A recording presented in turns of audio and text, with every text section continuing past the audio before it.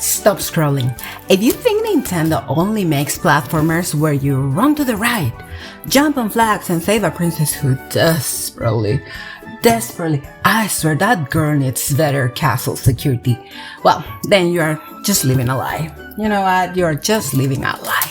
Nintendo just dropped the game where your main weapon is literally curiosity. You cannot even die. And the whole thing, it looks like it was drawn by a toddler with a multi-million-dollar color pencil budget. Well, if that toddler was really good at drawing.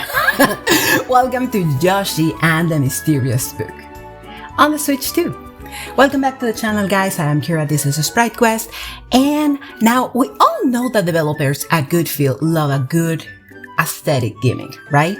So first, they gifted us with Yoshi's Woolly's World. Cute, soft, literally made out of yarn. And it came with a figure of these cuties, right? We had them in colors, we had them in sizes, so it became super nice. It was the hype of the Amiibo era as well, so that was amazing. We even got to meet Yarn Pucci, which is my favorite by far addition to the Yoshi franchise. But anyways, after they gave us that, it was amazing. It's an amazing game. I will recommend it. They gave us this one. They said, hey, let's make a game out of cardboard, paper plates, and hot glue, right? And they gave us this beauty, Yoshi's Crafted World. I tried for like 2 hours to copy that Yoshi. I was like, let's get crafty, right? So I'm gonna do this live. So you see my progress. Let's see.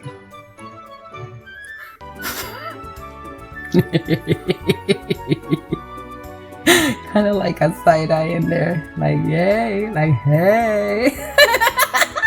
Wait, no, that needs to be a little bit. Right. Yeah. Sure, Kira, that looks perfect. And then it has the thingies. Sure, good job, mate, good job. Now we go here. Nah, this one needs to be kind of like a chunky. Okay, no. That's too funny. Okay, then that little hump, and then like, oh, for reals. And then we go like a Barney style.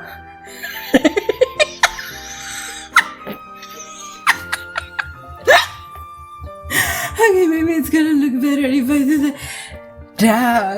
that. Okay, You know what? Well, just play the game. It's an amazing game. You're gonna love it. This one, you can actually play it with a friend, with a family member. It's really nice, really cool. So by all means, go ahead. The one that we are gonna check out today is past the arts and crafts section entirely. Finally! It's the best for everybody involved. We are jumping straight into the pages of a sentient living encyclopedia called Mr. E. Literally, that's his name. Mr. E. Get it? But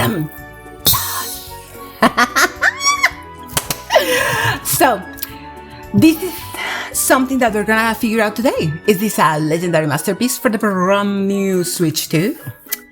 Or is it just gorgeous tech disguised as a children's book? It's beautiful. So, I don't know. Let's check it out, shall we? Oh, Jesus. Look at that. Ain't that pretty? Ain't that gorgeous? Let's check it out.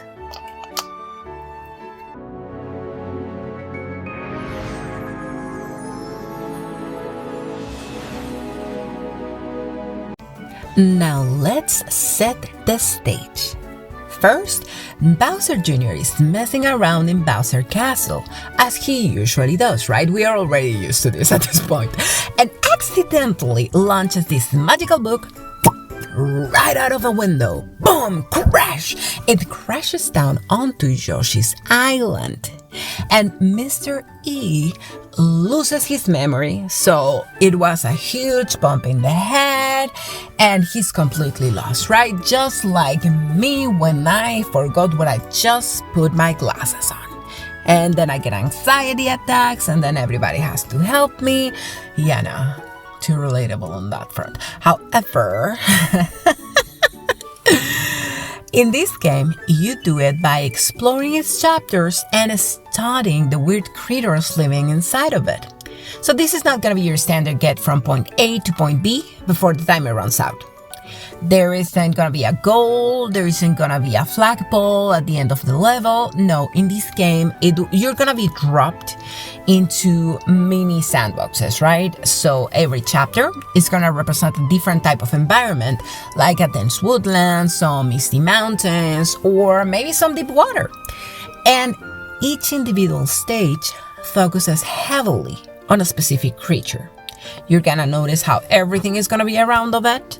And you're gonna have to go through several, let's say, like mini puzzles, mini games, in order to finish that and be able to move on to the next object of your experiments. Okay, because that's exactly what it is. Your goal is to figure out the primary objective of that stage through pure experimentation.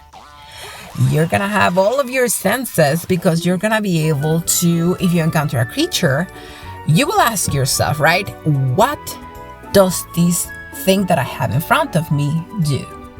How does it react if I hit it with a ground pound? What happens if I feed it an apple? Can I jump on it? Can I ride it? Can it ride me? Now, to handle all of this experimenting, Yoshi has his classic moveset, right? He will run, he flutter his little footsies in the air to gain altitude. He can swallow thousands of enemies and poop thousands of eggs that you can actually use as projectiles against, guess what? More enemies. But this time around, Goodfeel added one massive mechanic change, okay? The tail whip. Yoshi can now swing his tail forward to flip creatures, to pick them up, and to carry them around on his back. Yeah, you heard me right. Now you're gonna be able to ride on and to be rode on. So this isn't just a cute addition to the game, no, it goes way beyond that. It goes way past that. It's the core of the puzzle design of the game. Because you're gonna be able to, and will be in need to, use every move with every new species that you encounter on a very creative way. If I can say something about this game, is that it's really super creative and super cute, which I kind of love.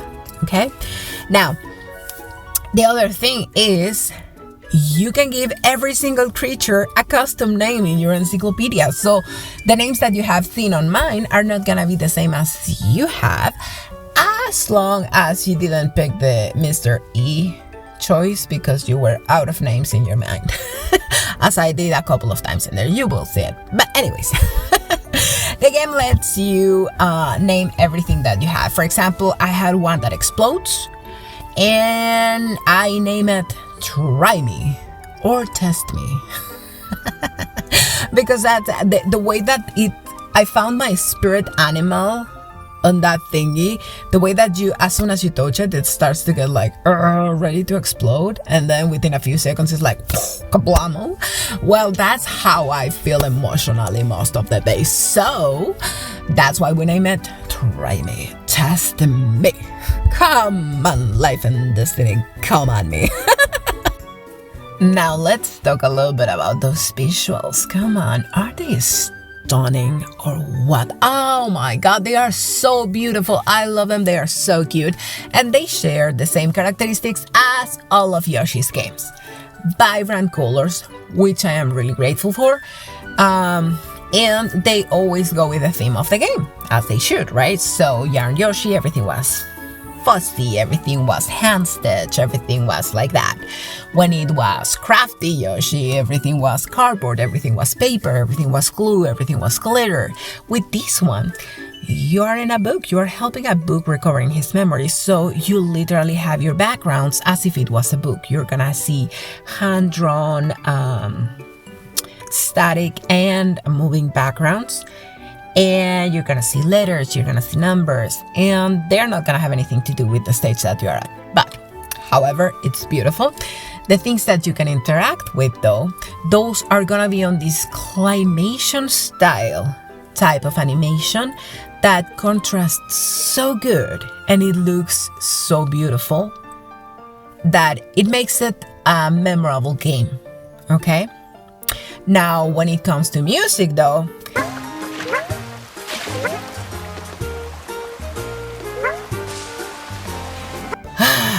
I have a hard time with music and video games. I have always had it. You guys didn't knew that about me.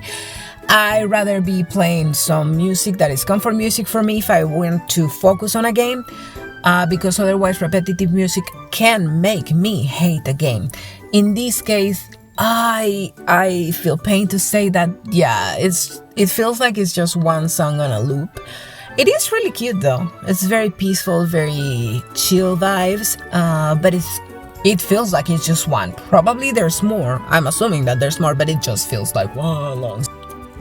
Now, when it comes to performance, well, you are running a Switch 2 game on a Switch 2. So it runs smooth. It was made to for that console, and it plays on that console smoothly, no glitches.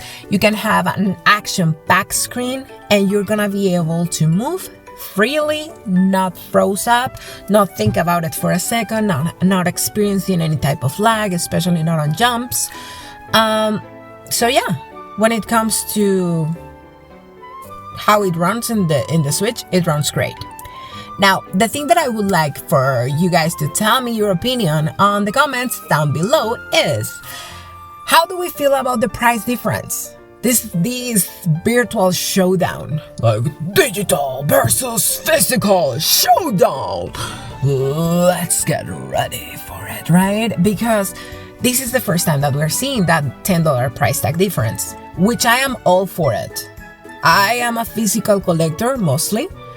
I love to have things on my shelf. So for me, the $10 extra do represent, they represent that I actually own the thing that I just paid for, okay? Because if you already took my money, I better have something to show for it, right? If I go to a movie theater, am I owning the movie? No, but I'm enjoying the time that I'm there. So that's what you're charging me for. I am enjoying it. Is it a physical thing? No. Am I enjoying it? Yes. Can somebody take it away from me? No. Now, when it comes to physical versus digital content on consoles, we have seen lately, not just on games, but also in movies and music, we have seen this flip, right? When you used to go and buy some digital content, the digital content belonged to you. They were rules given to you, right? You cannot change it at more than X amount of consoles. X amount of consoles cannot have the license active at the set time, blah, blah, blah. You have a lot of them. Do you have those problems with physical games? No. One game, as many consoles as you want. Why? Because you can only play it on one at a time, which is ideal, which is great, because you, the person that paid for that game, should be able to figure out what you want to do with that game. If you want to keep it forever, or if you want to sell it, if you want to give it away. Can you do that to digital content? No, absolutely not. Because the truth of the matter is that digital content does not belong to you. Okay? In all of those things, that in all of that contracts and all of those small little letters that tend to be so tricky and so shady, you basically are just paying for the rights to use it for a certain period of time and with a certain set of rules. That cannot apply to physical media. They can try it. They try it with game key cards, which to me, that if you want to talk about a waste of plastic, game key cards. I love the idea that they tried to meet us in the middle, right? They were like, oh my god, you don't want it to be downloadable? Let's give you a case. Love that. No. You don't patronize me, giving me a case with a piece of paper inside with a code that I'm not gonna be able to use on other than in my account. Am I gonna be able to give away that code? No. Am I gonna be able to resell that code? No. If I had it in a cartridge, I can. So, I'm so sorry. I could go with this for hours and hours. I am overextending this video and you guys must be tired of me, so let's see you guys in the next quest. I am Kira, this was a Sprite Quest, and Yoshi and the Mysterious Book is an amazing game that you should probably play. Just a quick heads up. If you find it a little bit boring in that first hour and a half, stay with the game. As it starts progressing, it starts getting better and better and better and better and better, so I'll see you guys on the next quest.